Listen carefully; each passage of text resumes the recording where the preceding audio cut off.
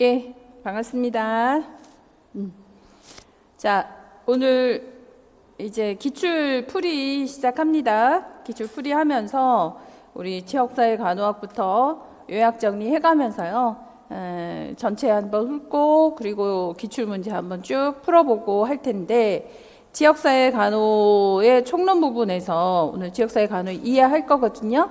여기서 출제되었던 내용들 보시면 지역사회 간호학의 목표라든가 회원 효과, 그리고 지역사회 체계 구성물들, 그리고 지역사회 간호 진단, 헬렌 유라 메리워시의 간호 과정, 그러니까 간호 과정에 관해서 진단에 관해서 출제가 자주 되고, 98년도에 귤리게 포스트콥, 그래서 요즘 들어서 이제 보건행정에서 조금 이렇게 구체적으로 출제가 되어가고 있습니다. 조직의 원리 출제가 되었었고요. 자, 2005년에 보건교육 사업에 대한 5가지 평가 범주. 이거는 이제 간호 과정 안에 포함이 되어 있는 그 평가 내용들이라고 생각하시면 되겠죠. 그러니까 투입에 대한 평가, 전환의 진행에 대한 평가, 그리고 산출에 대한 평가 하는 것들. 그다음 2007년부터 이제 간호 이론들이 오렘 이론, 그다음 2008년에 로이 이론, 그리고 2013년에 베티 뉴만의 이론, 그리고 22년도에도 계획된 행위 이론, 그리고 28년도부터 BPRS나 PR이나 스와트 분석과 같이 기획 이론들, 20년도에 뉴만 이론도 출제가 되었고요. 계획된 행위 이론이야 이제 건강 증진에 관련해서는 매년 출제가 되고 있습니다. 그리고 23년도에 리더십 형태가 나왔어요. 그래서 그 변형 리더십이나 그 서버트 리더십이나 이런 내용들이어서 보건행정 부분에서 조금씩 출제가 되는구나라고 생각해야 되겠고, 2023년에도 프리시드 모형 나왔었고요. 그리고 24년도에 과정 목표라든가 또는 영양 목표라든가 또 평가 부분에서도 경제성에 대한 평가 기준들이 출제가 되었죠. 그래서 간호 진단이 조금 깊어졌다고 해야 하나요? 간호 과정 부분이 지역사회 간호의 이론들은 늘 출제가 되고, 그리고 간호의 그 진단, 간호 과정 이 부분이 조금 깊어졌구나 이렇게 생각하시면 될 것 같아요. 자, 지역사회 간호의 이해, 지역사회 간호의 목표, 기능의 연속 지표, 그리고 또 여기서 보시면 간호 이론들 이렇게 쭉 출제가 되고 있습니다. 간호 이론들이 출제가 되고 있고 해서 이 부분을 요약 정리하고 우리 문제 한번 풀어보도록 할게요. 자,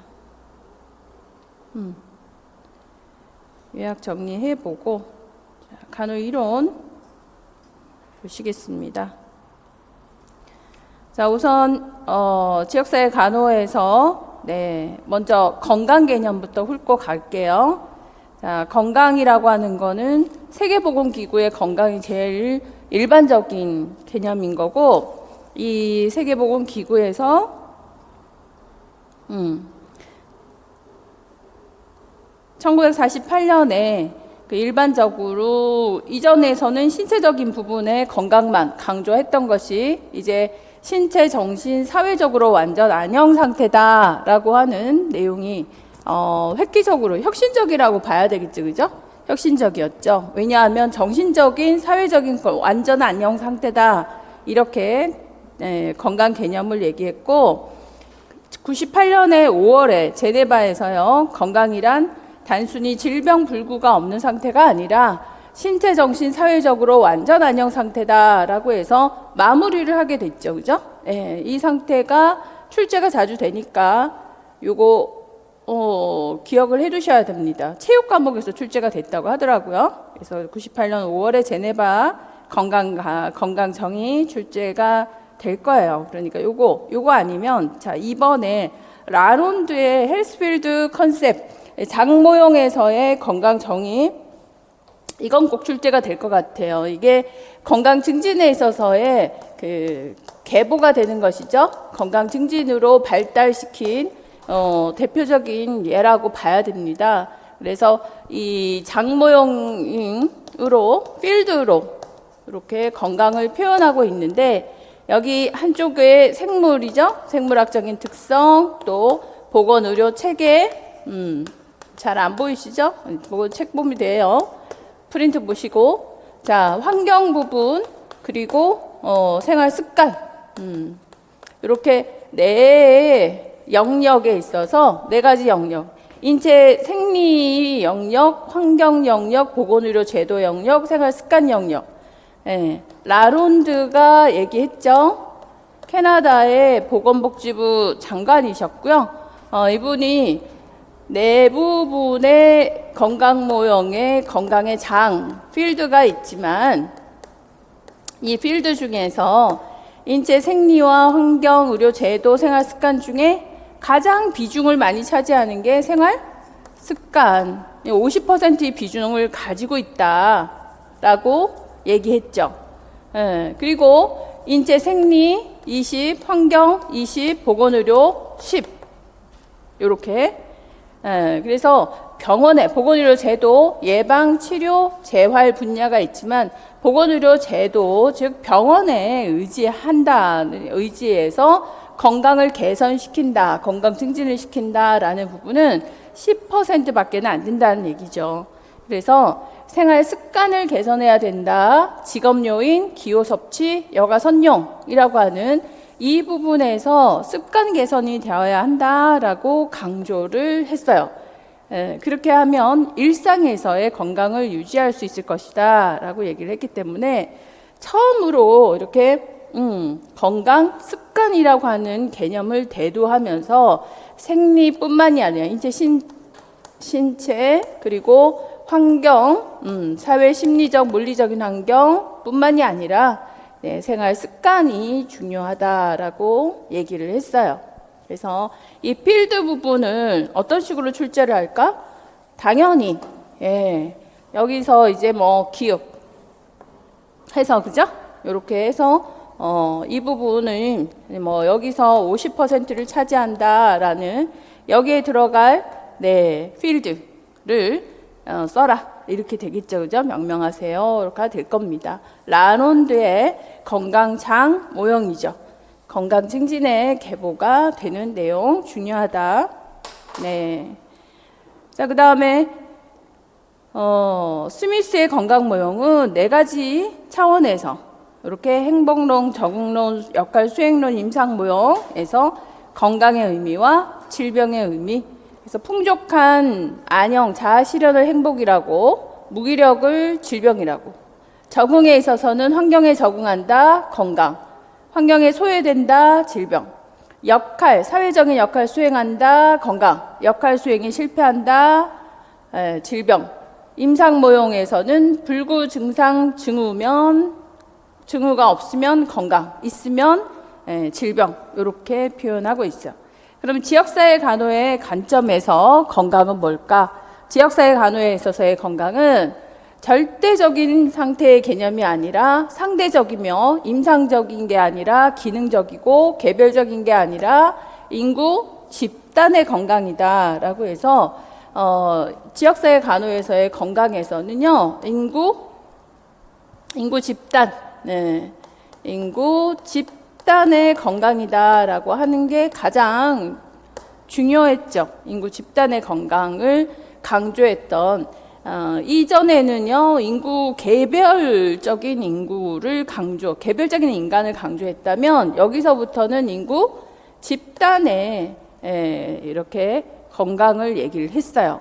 그래서 상당히 어려운 개념이에요. 예를 들어서 뭐 학교 집단의 건강은, 지역사회 지역의 건강은, 우리 동네 지역의 건강은, 이런 것들을 개선시킨다라고 한다면 어떤 개념을 적용을 해야 될까? 어렵지 않아요?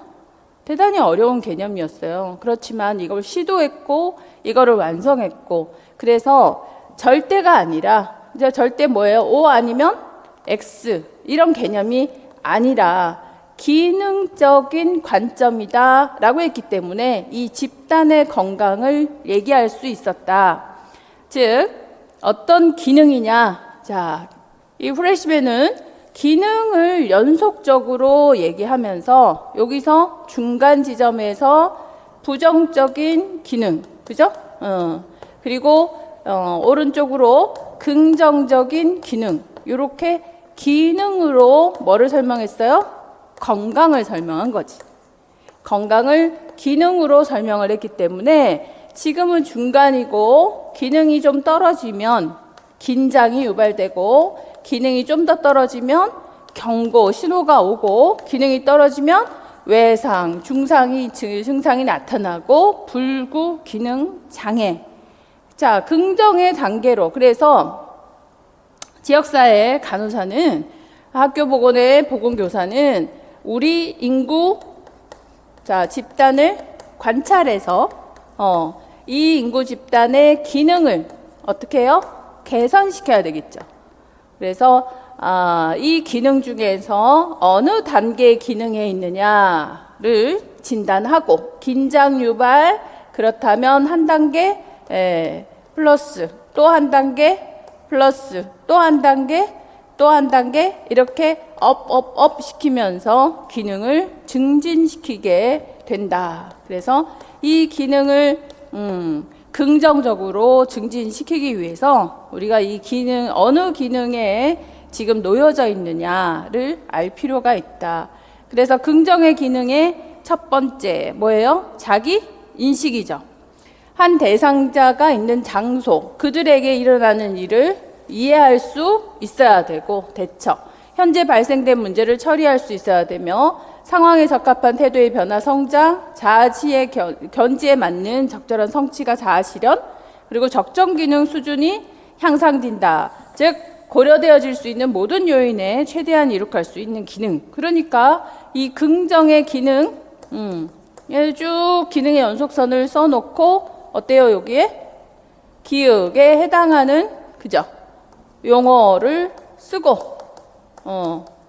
정의하세요. 이렇게 되는 거죠.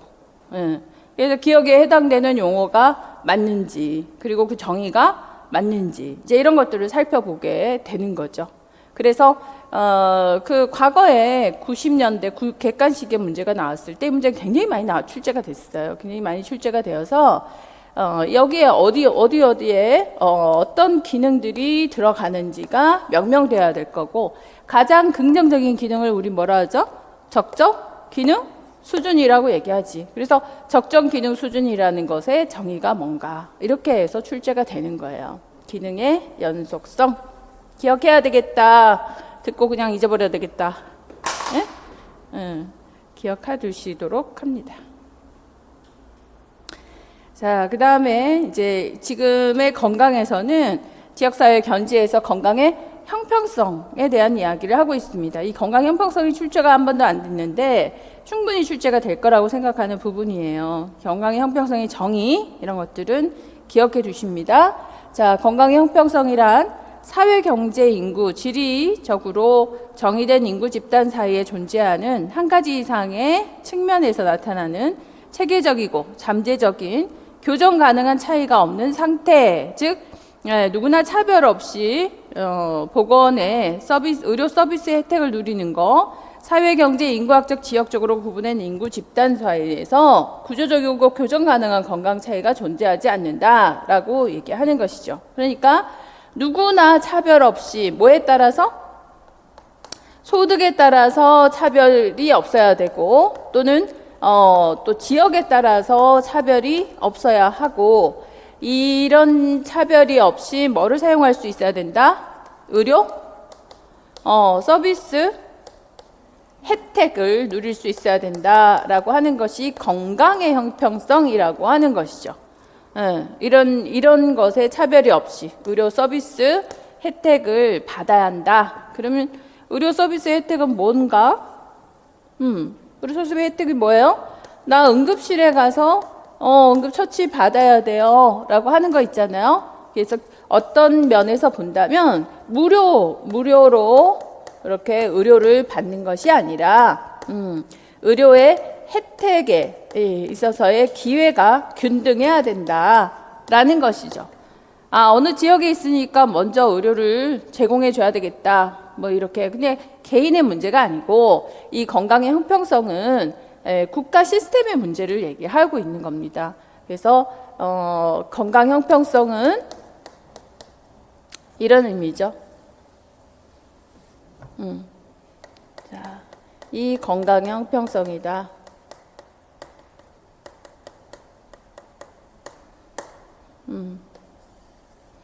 내가 의료 지금 슬퍼요.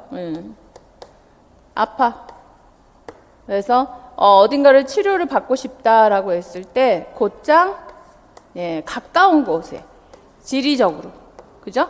지리적으로 이용할 수 뭐를 의료 서비스를 이용할 수 있어야 하고, 또 소득에 관계없이, 그죠?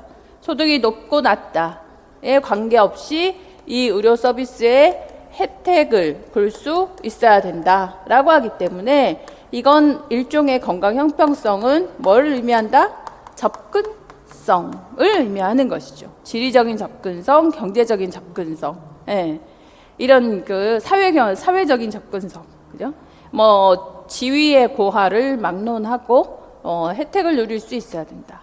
그렇기 때문에 정부에서는 이런 의료 서비스의 혜택을 누구나가 받을 수 있게 소득으로부터 자유로워지게 뭐를 준비했나요?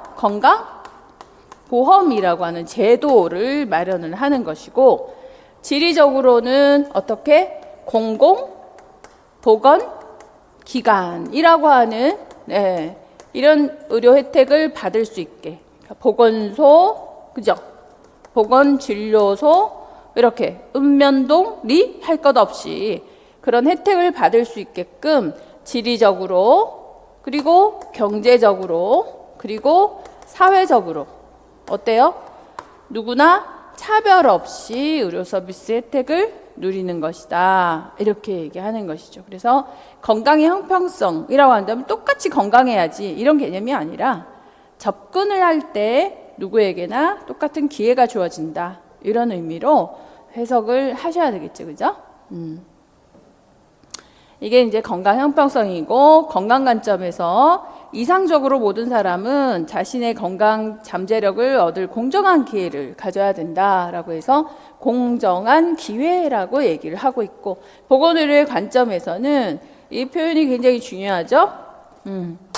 동일한 필요에 의한 동일한 접근, 필요에 의한 접근, 필요하면 접근할 수 있어야 되고, 동일한 필요에 대한 동일한 이용, 그리고 동일한 모든 사람에게 동일한 질이라고 하는 것이죠. 그래서 이 건강의 형평성 개념의 그 하부에는 어떤 개념들이 포함이 되어 있나요? 필요에 대한 접근, 이용, 그리고 질 보장이라고 하는 것이죠. 질 보장이라고 하는 것이죠. 뭐 철의 삼각이라고도 표현을 하지 않습니까? 그래서 접근이 되어야 되며 이용이 되어야 되고 질이 보장이 돼야 된다라고 하는 개념. 이게 건강 형평성이다. 이렇게 보는 거죠. 건강을 결정하는 요인들, 생물학적인 생활 습관, 지역사회 네트워크, 작업에 대한 환경, 사회 경제적인 문화적인 조건들, 이런 조건에서 언제나 접근 가능하고 이용 가능하고 질이 보장되어야 된다. 이런 내용들입니다.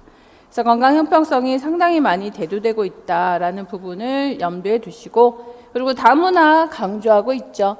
다문화주의. 여러 문화가 하나의 제도권 안에서 이제 다문화가 나라들마다, 왜냐하면 출산율이 낮으니까, 출산율이 낮다 보니 외부에서 이주를 해와서 다문화가 유지되는 것은 뭐 자연스러운 현상인 거죠.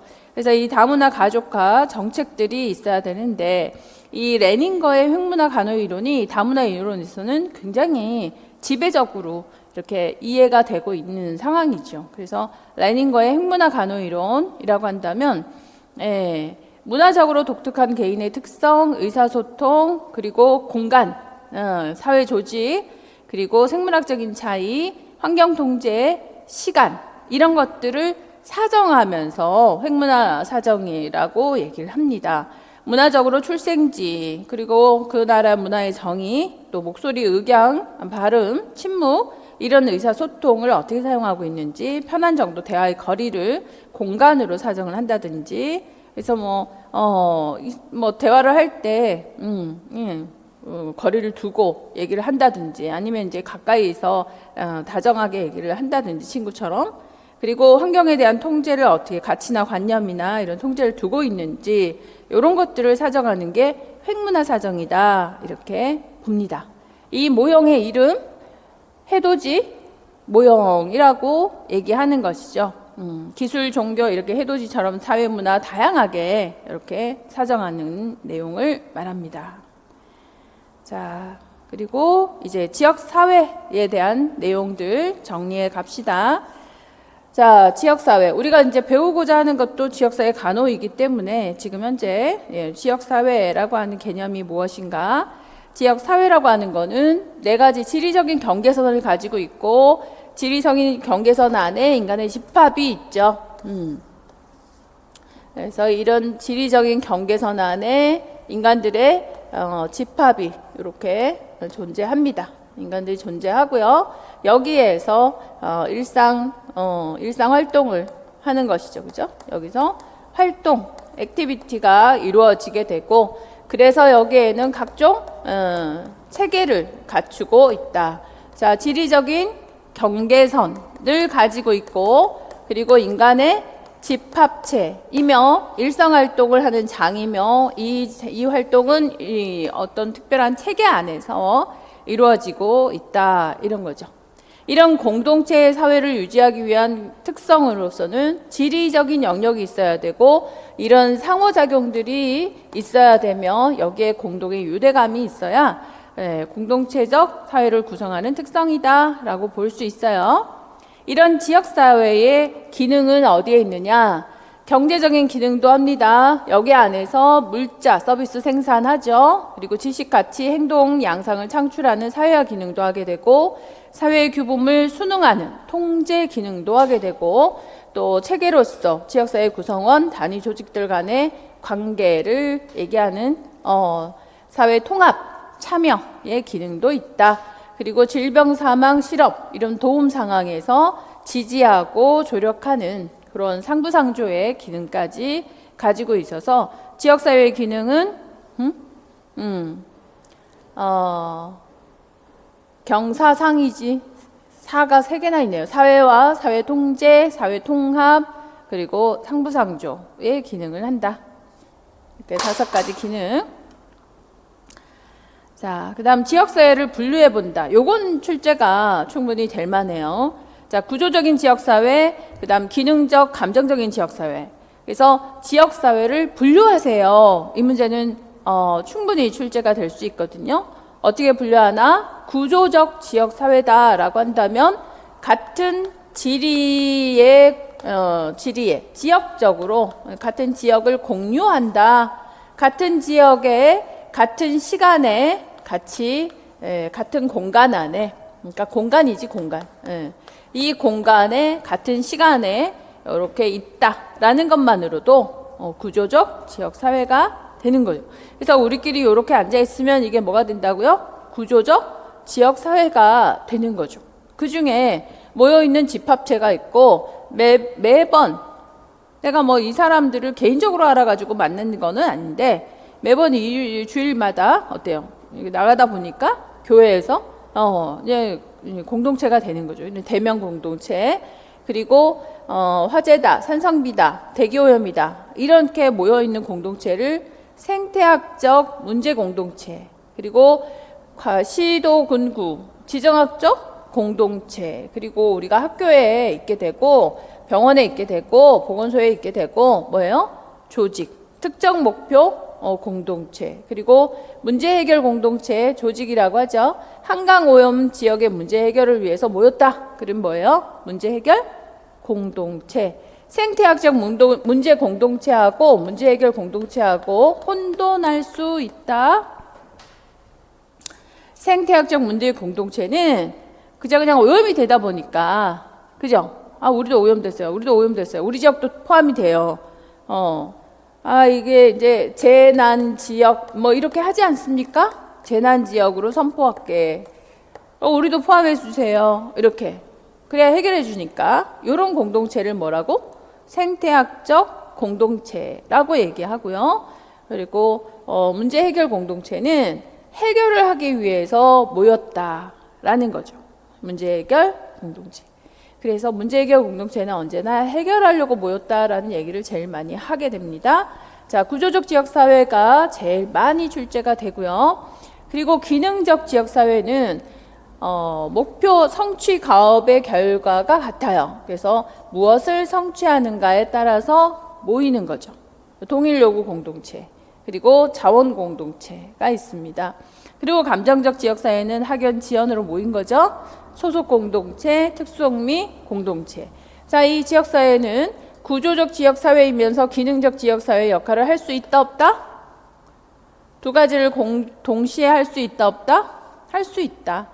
세 가지도 동시에 되는 거죠. 대면 공동체로 시작을 해서 기능 공동체가 되고 감정적 지역사회가 될 수 있죠.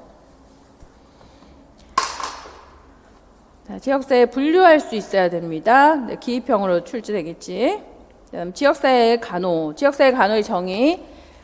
지역사회 간호의 정의는 생각이 나십니까? 이렇게 자, 대상. 지역사회 간호의 대상이 있고 대상에게 활동, 간호 활동을 제공해서 뭐를 이룬다? 목표를 이룬다. 이렇게. 그죠? 대상은 지역 사회가 되고 지역 사회를 대상으로 활동은 뭐예요? 간호, 제공, 환경, 관리, 또 보건, 교육. 간호 제공, 환경관리, 보건교육을 해서 목표는 뭐죠? 적정, 그렇죠. 기능 수준을 이루겠다. 그리고 이 대상과 목표하고의 관계, 자 이제 6가지. 스티븐스는 이 6가지의 관계를 얘기하고 있습니다. 대상과 목표하고의 관계는 뭘로 연결되어 있다? 기능의 연속 지표로 연결되어 있다. 대상과 활동하고는 뭘로 연결되어 있나요? 이 활동을, 간호를 제공하려니까 대상을 사정해야지. 그죠? 사정해야지. 사정 진단해야 될 거 아닙니까? 그리고 계획을 세워야지. 목표 세워가지고 나가야 되니까 사정하고 계획하고 수행하고 평가는 이 뭐라 그래요? 간호 과정으로, 그죠? 9가지 단계인 간호 과정으로 연결되어 있다. 대상, 간호 행위와 대상하고는 간호 대상과 간호 행위하고의 관계는 뭘로 연결된다? 간호 과정으로 연결되어 있다. 간호 대상과 목표하고의 관계는 기능의 연속 지표로 연결되어 있다. 간호 행위와 목표하고의 관계는 그럼 뭘로 연결되어 있을까요? 간호 행위와 목표하고의 관계는 간호 수단으로 연결되어 있다. 라고 하죠. 간호 수단. 인구 집단 교육을 할 것인가, 아니면은 방문 활동을 할 것인가, 하는 것도 있잖아요. 네, 개인으로 직접 접근할까, 집단으로 접근할까. 그래서 간호 행위와 목표의 관계는 간호 수단으로 연결되어 있다. 이렇게 6가지 구성 요소가 있습니다. 여기서 간호 활동의 주 개념은 간호 제공과 보건 교육. 간호 제공은 돌봄의 행위이고 보건 교육은 언어적인 행위다.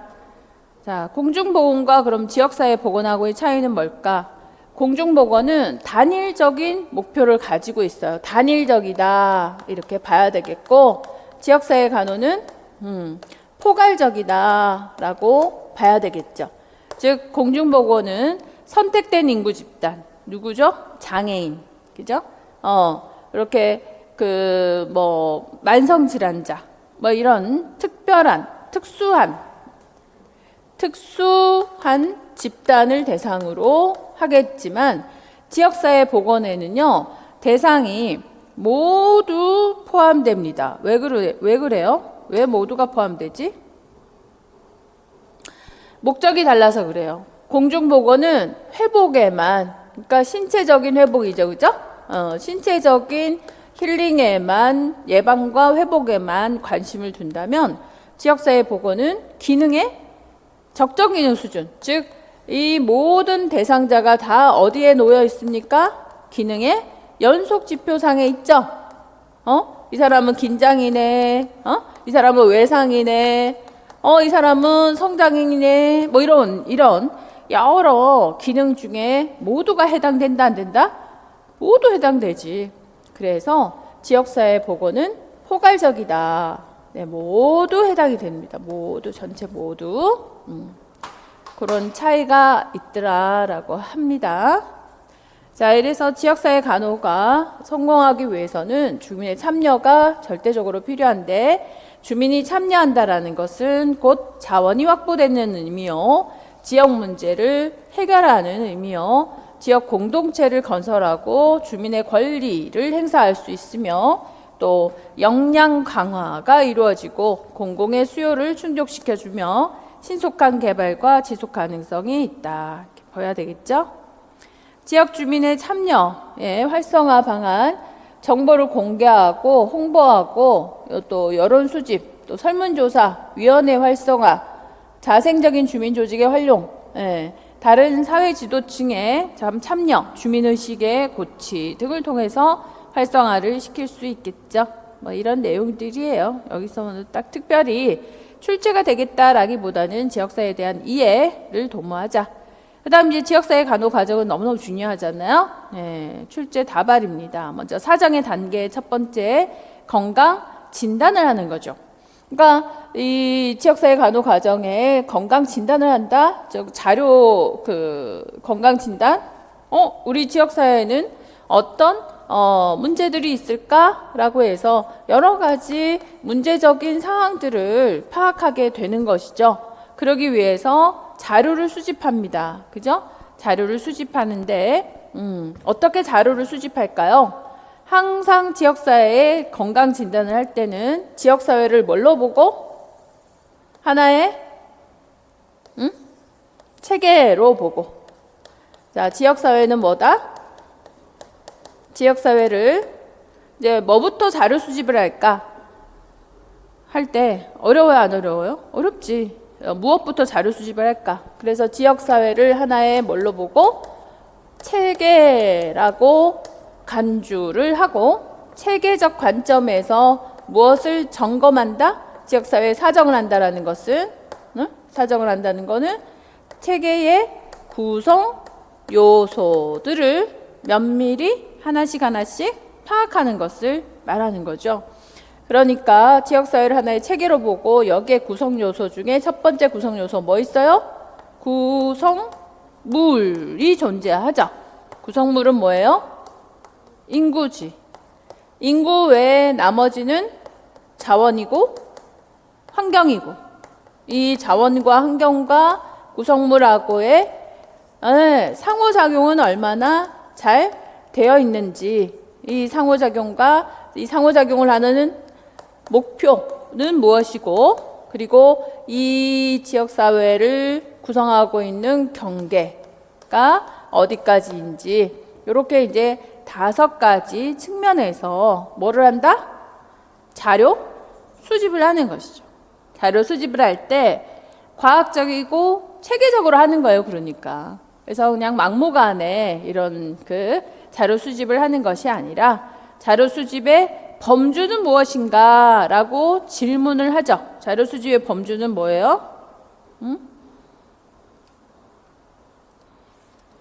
이렇게 지역사회를 하나의 뭘로 보고? 체계로 보고, 그래서 지역의 특성, 인구의 특성, 그리고 상호작용은 뭘로 확인한다? 건강 상태로서 질병위원회 상태, 네. 환경은 이렇게 환경의 특성, 네. 또 사회적인 자원, 인적 자원에는 보건의료 전문인, 또 특정 전문가 지도자, 의료 자원들, 사회적인 자원, 정치 자원, 기타 자원 이런 것들을 하나하나 파악해 나가게 된다라는 것이죠. 이 간호 진단에 대해서는 나중에 그 학교 보건에서 적용해 가지고 한 번 더 다시 자세하게 할 겁니다. 자, 자료 수집의 방법. 그러면 자료 수집은 어떤 방법으로 하게 될까? 자주 출제되는 내용이에요. 꼭 기억해 두셔야 될 내용인데 기본적으로 알으셔야 되는 내용이지. 자료를 조사할 때는 직접 자료를 조사할 수도 있고 간접 자료를 조사할 수도 있죠. 그래서 기존의 자료를 조사하는 거, 센서스나 인구학적인 자료, 생정 통계 자료를 조사하는 거는 우리가 간접 자료 조사다라고 얘기했고, 직접 자료를 조사할 때는 가정시설 기관을 직접 면담을 할 때 구조화된 설문지를 가지고 하면 더 좋겠다. 설문지 조사가 있고요. 그리고 이런 주민에게 미치는 의식 행사에 직접 참여해서 확인할 수 있는 건 뭐예요? 가치, 규범, 신념, 권력 구조, 이런 것들을 관찰할 수 있죠. 그래서 참여해서 그들의 가치, 규범, 신념 이런 것들을 관찰하게 됩니다. 그리고 주요 정보원하고의 면담이 있게 되는 것이고, 차창박 조사, 지역사회를 두루 다니면서 환경이나 생활상을 관찰하게 되죠. 그럼 문제는 어떻게 나오느냐? 출제는 기존 자료를 수집하는 자료 수집 전략은 뭐냐? 이렇게 해서 물었던 게 과거의 질문이라고 한다면, 최근에 와서는 이제 이런 사례를 주는 거죠. 기업에서 지도자하고, 그러니까 부녀회 회장님하고, 예를 들어서 부녀 회장에게 무엇에 대해서 면담 이제 질문을 했다, 알아봤다. 그리고 두 번째 이제 차를 타고 지역사회 전체를 관찰하면서 무엇을 보았다. 자, 기억은 자료 수집 방안, 그죠? 자료 수집의 방법은 뭔가요? 주요 정보원하고의 면담. 니은은 차를 타고 두루두루 다니면서 쓰레기 처리나 뭐 이런 것들을 확인을 했다. 니은은 뭐지? 차창박 조사. 뭐 이렇게. 이런 형태로 자료 수집의 방법을 명명하세요라고 하겠죠. 그런 형태로 출제가 된다라는 거. 그래서 지역사회 대상에 대한 거를 확인한다. 역사, 인구, 인종, 가치, 신념, 하위 체계들, 보건복지 서비스는 어떻게 제공이 되어 있는가, 병원, 보건소, 응급센터, 요양시설, 양로원은 얼마나 있는가, 이런 것들을 두루 살폈다라고 한다면 차를 타고 살폈다, 차창박 조사가 되겠지, 그죠? 그리고 경제적으로 여유가 있는가, 취업장이 안전한가, 이런 것들을 확인해 보기 위해서 안전관리위원들을 만나봤다. 이런 뭐예요? 주요 정보 제공자하고의 면담이겠지, 그죠? 자, 그 다음 2차 자료의 장단점입니다. 2차 자료의 장단점이, 2차 자료는 뭐야? 1차 자료가 뭐예요? 직접 수집하는 것이고, 2차 자료가 뭐예요? 간접 수집을 하는 거죠. 기존의 자료를 조사하는 거. 이런 2차 자료의 장점, 대규모 조사 자료고 즉시 활용이 가능하다. 바로바로 보면 되죠. 다양한 목적으로 활용할 수 있다. 신속하다. 지역 전체에 대한 자료다. 그리고 단점으로는 대표성이 낮고, 그리고 유연성이 적고, 자료 접근이 어려울 수 있어요. 그 자료 왜 보려고 그래요? 잘 안 보여주는 경우가 있죠. 관심을 가지고 있는 항목이 포함되어 있지 않는, 아쉽지만 그 내용은 없네, 규모가 커서 분석이 어렵다, 이런 장단점이 있습니다.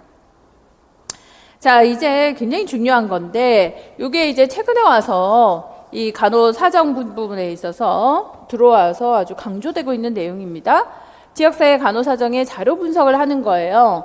그러니까 인구에서는 이런 문제가 있었고, 그 다음에 환경에서는 요런 문제가 있었고, 자원에 있어서는 요런 문제가 있었고, 그 다음에 상호작용에 있어서는 이런 문제가 있었다라고 해서 사정을 했잖아요. 이런 사정을 해가지고 인구 이거 출산에 문제가 있네라고 얘기를 했단 말이죠. 이런 또는 당뇨의 문제를 어떻게 해결하면 좋을까? 당뇨병이 장난 아닌데 뭐 이렇게 이제 비만의 문제부터 개선을 해야 되나? 당뇨를 개선해야 되나? 이렇게 여러 문제를 가지고 있어요. 또 환경에 있어서야 이 이제 공기 오염이라든가 물의 오염, 물 수질에 있어서의 개선이 돼야 될 것 같은데 뭐 이런 여러 가지 문제를 초이스하게 됩니다. 그러면 이를 먼저 좀 복잡하잖아요. 이걸 처음에 뭘로? 범주화해서 분류해야 되겠죠. 분류합니다. 정보를 특성별로 범주화해서 분류하는 거예요. 그런 다음에 요약 단계에서 요약을 해보는 것이죠. 어떻게? 전반적인 분위기나 역사적인 배경, 지리적인 특성 이런 것들을 요약해서 표나 그림이나 그래프 등을 작성하는 것이죠. 그래서 이렇게 그래프를 비교하는 겁니다. 당뇨의 발생이 2020년에는 이 정도였는데 2023년 작년에 수치를 보니까 이만큼이네 이렇게 그죠? 한눈에 과거와 현재의 문제를 한눈에 볼 수 있겠죠. 이런 것들을 이렇게 분류하고 처음에 뭘 한다? 분류부터 하고 범주별로 분류하고 그 다음에는요 요약하게 되겠죠. 그래프나 그림이나 이런 것들로 요약합니다. 그리고 나서 이제 자료 간의 불일치나 누락된 자료 또는 자료 간의 어떤 차이 이런 것들이 있나 없나 보게 되는 것이죠. 그래서 자료의 누락 이런 것들을 확인하는 무슨 단계? 비교 단계. 그리고 결론을 내게 돼요. 그러면 이 네 단계 중에서 제일 많이 출제되는 단계는 뭐겠어요?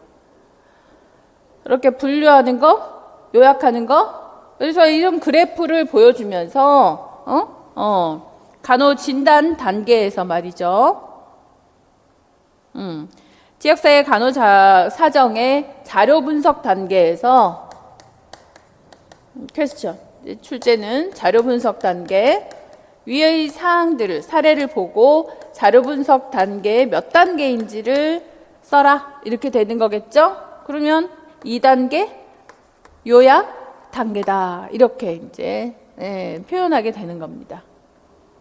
자, 이렇게 해서 자료 분석 단계 출제가 됩니다. 특히 분류 단계, 요약 단계가 출제가 되겠지. 그거를 분류, 똑같은 특성으로 분류시켜 놓은 거, 요거를 분류 단계, 그것을 한눈에 알아보기 쉽게 표현을 해 놓은 게 무슨 단계? 요약 단계.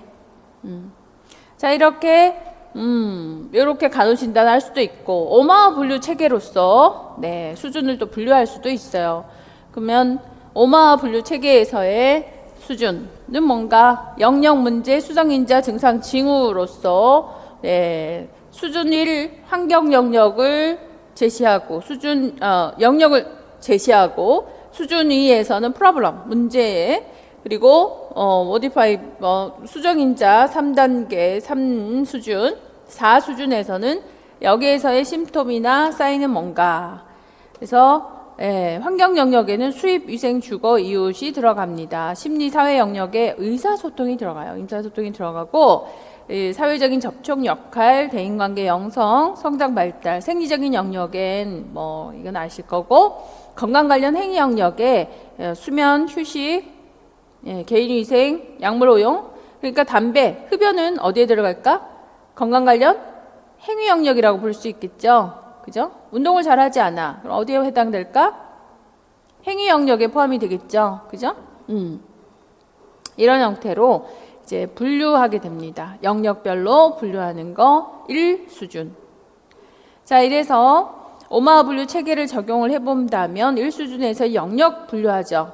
영역 분류하는데 영역을 외우지를 못해가지고서 영역을 알고 계셔야 될 거 아닙니까? 이게 무슨 영역인지. 네, 그래서 요건 암기하셔야 되죠. 생리 영역, 심리 사회 영역, 환경 영역, 건강 관련 행위 영역. 이렇게 분류도 할 수 이해 분류하고, 그래서 사례가 나오고, 이 사례에 해당하는 것이 어느 영역입니까? 라고 질문을 하겠죠. 그죠? 사례가 어느 영역이냐. 그래서 여기에 영역을 넣기 위해서는 우리가 영역 자체 4가지라고 하는 걸 암기하고 있어야 되고, 그 안에 있어서의 이를 분류할 수 있어야 되니까 이거를 이해까지 하셔야 되는 거죠. 그죠? 이렇게 한다면 영역의 분류가 가능하다. 영역 분류하고요. 문제라고 하는 거는 현재 미래의 개인이나 가족의 건강 상태에 영향을 미칠 수 있는 어려움이에요. 그래서 42가지 문제가 있습니다. 그리고 진단명의 수정인자, 실제적, 잠재적인 문제들이죠. 증상 징후로 구성하고 있다. 자, 환경 영역에는 대상자, 가정, 이웃, 광범한 지역사회 물질, 자원, 물리적인 환경들이 있고요. 심리, 사회 영역엔 대표적으로 의사소통이 있죠. 행위, 감정들이 있고, 생리 영역이 있고, 건강 관련 행위가 있습니다. 그래서 생리 영역에는 이런 거, 심리사회 영역에 이렇게 사회적인 접촉, 역할, 영성, 슬픔, 돌봄, 무시, 학대 이런 것이 심리사회 영역. 그러면 심리사회 영역에서 출제를 하게 된다면 그 사례로서는 주로 뭐를 둘까요? 학대. 그죠? 아동학대, 노인학대, 이런 학대 또는 영성, 슬픔, 정신, 건강, 우울증이라든가, 그죠? 사회적인 접촉도 떨어지고 대인관계 떨어지고 우울증 또는 가족의 문제라고 한다면 의사소통에 있어서의 어려움, 자원의 이용이 잘 안 되는 거죠. 자원하고의 의사소통, 이런 의사소통의 어려움 이런 것들을 제시한다면 이건 무슨 영역이다? 심리, 사회 영역이다 이런 거죠. 그래서 영역을 암기하고 있어야 돼. 바로바로 나올 수가 없잖아. 그래서 심리사회 영역이다. 학대가 있다. 심리사회 영역이네. 심리사회 영역의 문제인데 이렇게 수준을 구분할 수 있어야 된다라는 것이죠. 성장 발달까지 포함이 되죠. 자, 그리고 건강 관련 행위 영역은 아실 테고 환경 영역도 아실 거고, 환경 영역에 뭐가 포함되냐면 이건 많이 출제해요. 수입이 들어옵니다. 수입.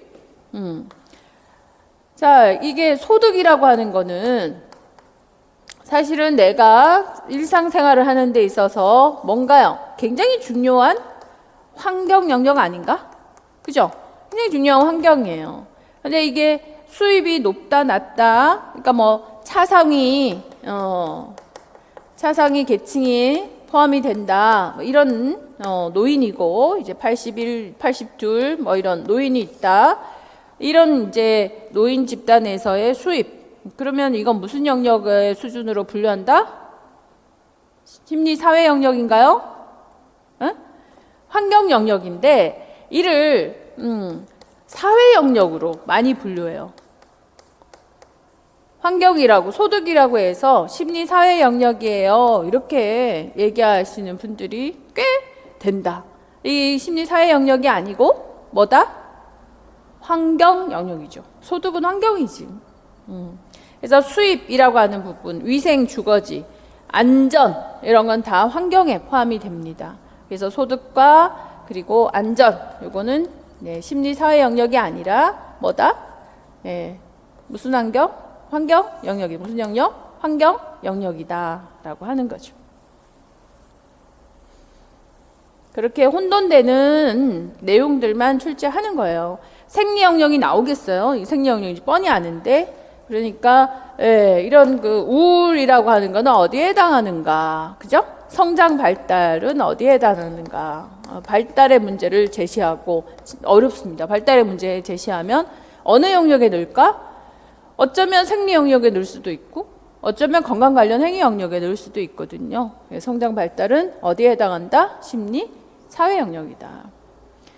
자, 이렇게까지 설명하는 이유는 뭐겠어요? 출제가 된다 이 얘기지. 그러니까 이거 영역 알아맞추는 거 제일 많이 출제되거든요. 제일 어렵다라고 얘기해요. 그러니까 꼭 요게 연결해서 정리가 되셔야 한다.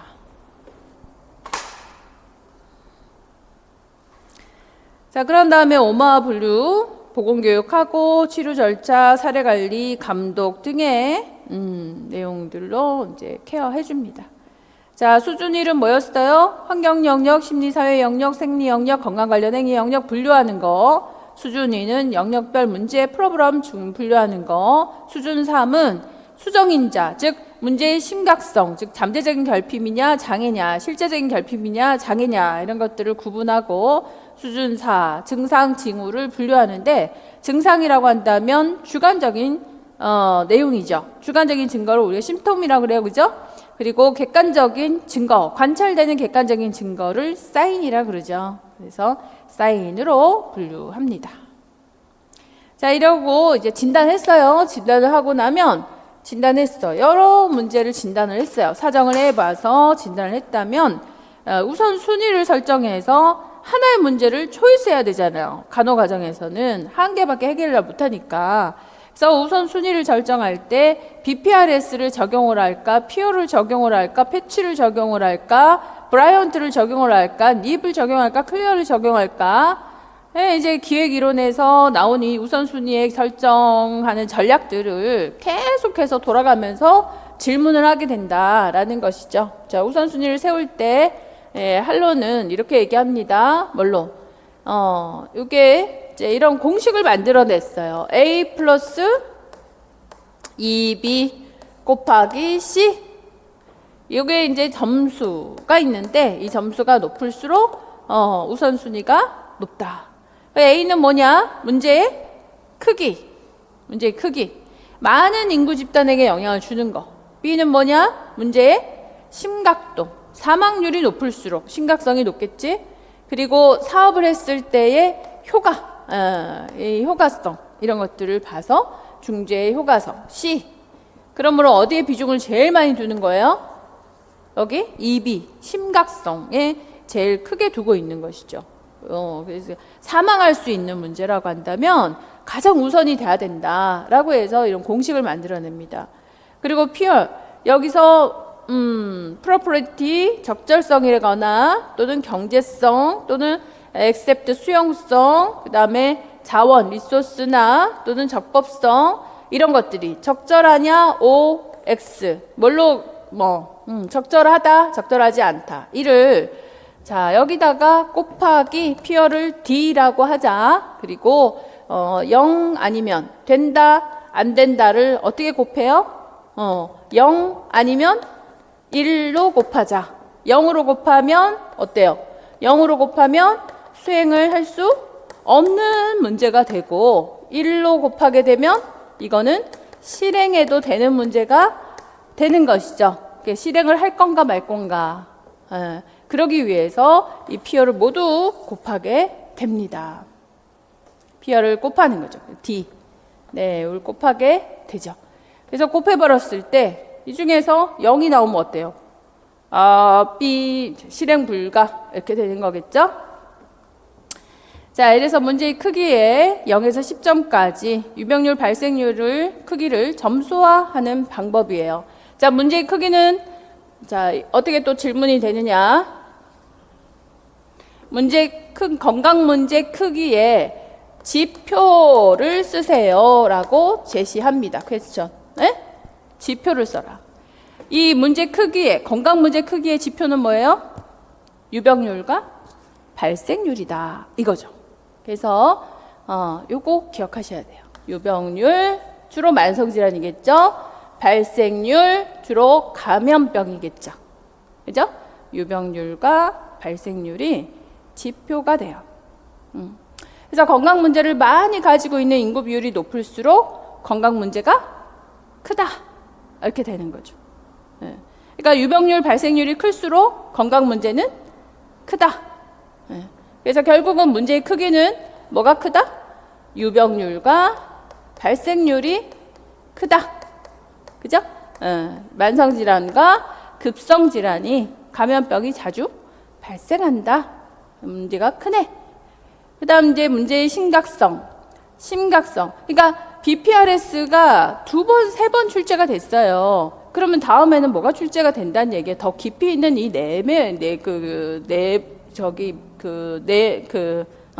내부적인 문제가 출제가 된다는 얘기죠. 계산하는 문제가 출제가 되면 다 맞출 건데? 그러니까 문제의 크기는 뭘로 확인하나? 유병률? 발생률로 확인한다. 그러면 심각도는 뭘로 확인하나? 이런 걸 질문하는 거예요. 이게 뭐지? 뭐 이렇게 된다고. 심각도는 뭘로 확인해? 얼마나 긴급한가? 얼마나 중요한가? 얼마나 경제적 손실이 있는가? 얼마나 타인에게 영향을 주는가? 이 4가지로서 심각도를 판단한다라는 얘기죠. 이 4가지로 심각도를 판단한다는 거야. 점수가 높을수록 당연히 심각하겠지. 그래서 문제의 긴급한 정도. 문제가 긴급하다라는 건 뭐예요? 제일 긴급한 게 뭐야? CPR 해야 되는 상황이에요. 그러니까 사망의 경향을 말하는 거죠. 긴급성은 사망의 경향을 말해요. 그러니까 우리가 심각성 이러면 그냥 사망할 수 있는 문제 이것만 생각하잖아요. 이거는 긴급성의 문제. 예, 주민 입장에서의 상대적인 중요성을 말하는 거고, 중증도, 중증 뭐예요? 중증, 즉 생존율, 잠재 수명의 손실 연수, 장애 정도. 뭘 얘기하지? 건강? 수명에 관련된 그거 있죠. 예? 건강 수명을 얼마나 잘라 먹느냐? 살아도 사는 게 아닌 상황. 자, 1. 사망에 관련된 거는 긴급성이었어요. 그죠? 중증도는 건강 수명. 그러니까 질이지 질. 질을 보장하는 정도. 살아도 산 게 아니다. 생존율, 조기 사망률, 잠재 수명의 손실 정도 1중증이라 그래. 경제 손실은 이해하실 거고, 그 다음에 타인에게 미치는 영향은 어떤 영향을 얘기합니까? 경제적 손실 또는 사회적인 영향, 집단 가정에 일상생활이 안 되는 거죠. 기후온난화로 화재가 나서 기후온난화로 화재가 난 사건이 있었다 없었다? 있었죠. 그러니까 이걸로 뭐 생활이 안 되는 거지. 가족 저기가 몽땅 다 타버려서 집안이 뭐 이런 경제 손실과 사회적인 영향, 일을 할 수 없다. 이런 현상인 거죠. 그래서 긴급성에 대한 지표, 중증도. 중증은 건강 수명을 얘기했어요. 장애, 경제 손실, 그리고 타인에게 미치는 영향. 이 4가지가 뭐의 지표가 된다고요? 심각성의 지표가 된다. 그 다음에 사업의 추정의 효과, 사업의 최대 효과, 최소 효과들을 추정하는 것이죠. 요게 이제 BPRS를 공부했다 하면 여기까지 공부하는 게 여기까지 해야 마무리가 되는 거예요. 요즘에는 이렇게 이 내부 세부적인 내용들이 오히려 출제가 될 가능성이 훨씬 더 크다. BPRS는 반복해서 출제가 된다 하더라도 세부적으로 출제할 가능성이 훨씬 크다 생각하시고요. 그다음 패치를 이용해서 건강 문제 우선순위를 정할 때 이 패치의 우선순위는 2가지를 두고 우선순위를 정합니다. 2번 출제가 됐어요. 역시 패치도 뭐하고 중요성과 변화 가능성에 따라서 우선순위를 정한다 그랬습니다. 먼저 1단계 건강 수준을 정하죠. 그러면 이제 1단계에서 건강 문제 그리고 이게 위험 요인, 행위의 위험 요인과 비행위 요인의 위험 요인이 뭔가 이런 것들을 이제 분류해보고 그 다음에 변화 가능하고 중요하다. 이게 제일 우선순위가 높겠죠, 그죠? 변화 가능하지만 중요하지는 않다. 변화 중요한데, 너무 중요한데 변화 가능성이 낮다. 너무 중요하고 변화 가능성도 있다. 이게 이제 제일 중요하겠지. 그래서 우선순위는 여기에 1, 2, 3에 따라서 건강 문제를 정하는 거죠. 요거 체크해가지고. 그래서 패치의 우선순위는 뭐에 따라서 중요한가 그리고 변화 가능성이 있는가 이걸 가지고서 우선순위를 체크한다는 거예요.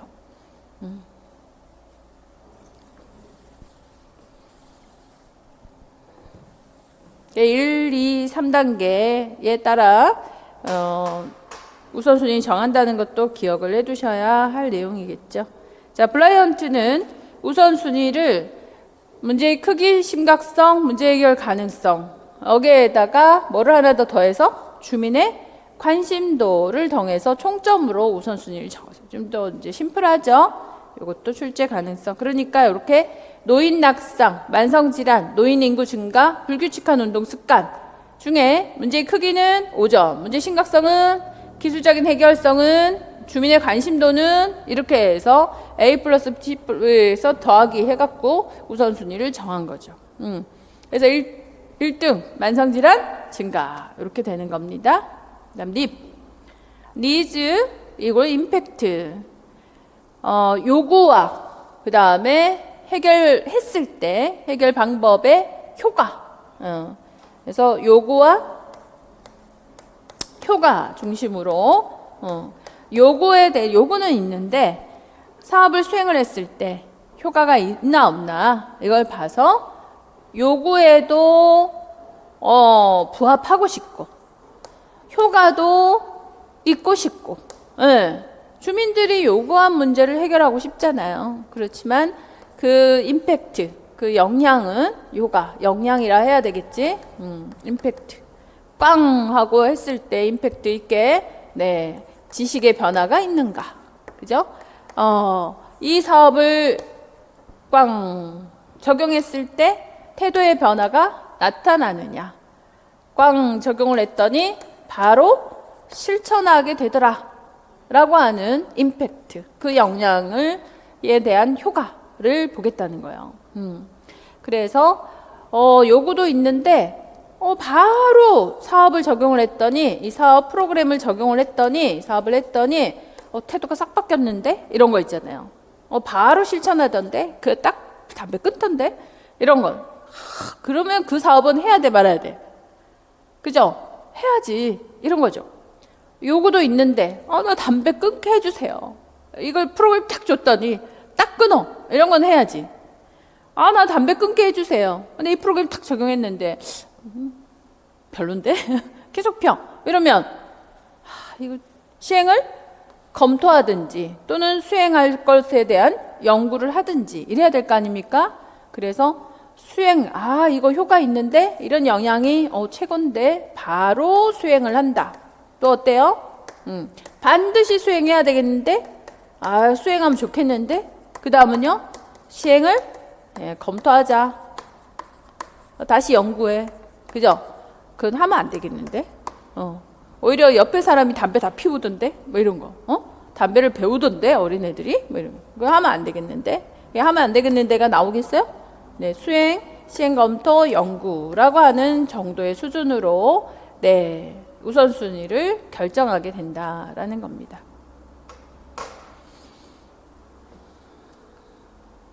그 다음에 클리어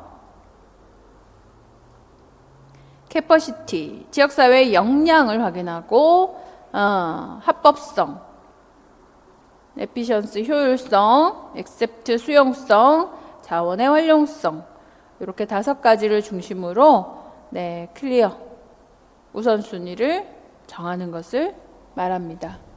지역사회의 역량, 합법성 그러니까 역량이라고 한다면 탄력적으로 얼마나 적극적으로 참여하고 탄력적으로 대응할 수 있나 합법성, 법적 기준, 지침에 합당한가 효율성, 투입 대비 산출의 비용을 효율해야 되겠죠. 수용성, 거부감 없이 받아들일 수 있느냐 자원의 활용성, 요원들의 인적 자원, 건물, 시설, 도구 등의 활용이 가능한가를 보고 우선순위를 세워야 돼라고 제시합니다. 그래서 우선순위는 딱 이렇게 5개가 끝이야.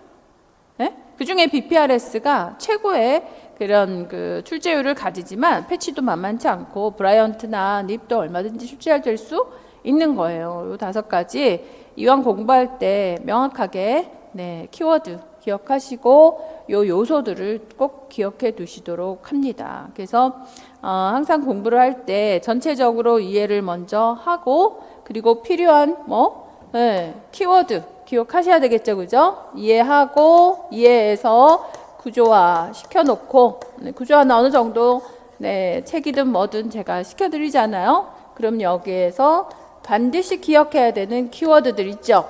이걸 암기하셔야 됩니다. 그러니까 아까 오마와 분류 체계처럼 영역 자체가 암기가 안 되면 이건 의미가 없는 거예요, 그죠? 그래서 키워드들을 암기하고 BPRS인데 건강의 크기 이런 게 암기가 안 되면 의미가 없으니까 이 키워드 암기하시고 그리고 이거를 이제 적용해 보는 거 적용하는 첫 번째 지금 기출 문제 풀이 하고 있는 거예요. 다음에 7월에는 문제 풀이 또 적용하고 9월에는 모의고사 또 적용하고 이런 여러 번의 적용을 통해서 나의 이해를 확인해야지 수정해야 되겠죠, 그죠? 나의 해석이지.